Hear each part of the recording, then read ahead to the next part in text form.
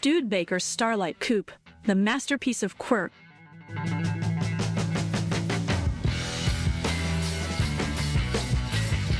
There are cars that blend into the scenery like wallpaper, and then there are cars that make you sit up, drop whatever you're holding, and seriously reevaluate everything you thought you knew about automotive design.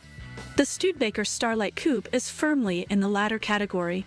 Born out of an era when American car manufacturers had a penchant for wild experimentation and bold statements, the Starlight Coupe was an absolute outlier. A design so wild, it seemed to have been styled in alternate reality. Let's talk about those looks. The Starlight Coupe is a visual masterpiece, or atrocity, depending on whom you ask. It's the sort of car that makes you question if the designers had an epiphany or simply were on an extended creative retreat involving copious amounts of something very strong.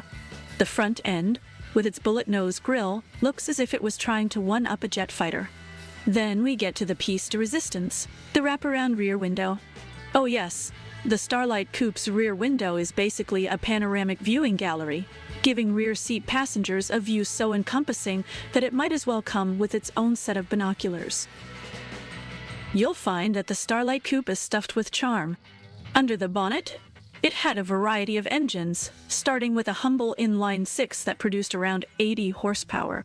But by the time the 50s rolled around, you could get one with a V8 that made it genuinely quick for its time. It wasn't just about getting from A to B, it was about turning heads and making a statement loud and clear. Driving the Starlight Coupe is an experience, let's put it that way. In an age where modern cars do everything for you, this is a car that demands your full attention all the time. The steering is delightfully analog, meaning vague and boat-like, while the brakes seem to operate on a time delay. But who cares? This isn't a car you drive for precision. It's a car you drive for the sheer joy of the spotlight. Step inside and you're treated to an interior that's an odd mix of luxury and Spartan utilitarianism. Plush seats, albeit hard by today's standards, leather detailing, and a dashboard that's more akin to the control panel of a vintage jukebox. It's all delightfully retro, completely impractical, and utterly wonderful. It feels like you're piloting something halfway between a car and an art installation. And yet, the Starlight Coupe was more than just a pretty face, or an eccentric one. It exemplified a unique moment in automotive history, where manufacturers dared to be different. It wasn't about blending in, it was about standing out. This car was Studebaker's way of saying, we don't follow trends, we make them. But all this charm came at a cost. The Starlight Coupe was a hit in terms of its looks and initial novelty, but it struggled in the long run. As tastes evolved and the market became saturated with more conventional designs, the demand for something as niche and quirky as the Starlight Coupe waned.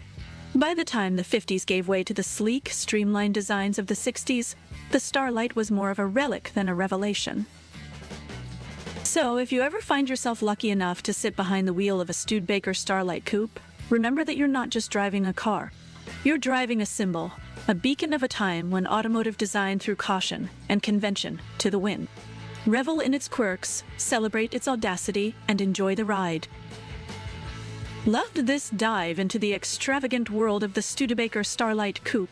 Smash that like button, subscribe to AutoIcons, and share your favorite quirky classic car stories in the comments. Stay tuned for more tales of American automotive icons.